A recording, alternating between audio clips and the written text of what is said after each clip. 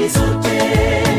Jaza moyo wangu upendo, nikupende, urafiki wa kweli nifundishe kupenda Bwana, maana upendo wako ndio pekee waweza kunifanya kiumbe kipya nikakufuate.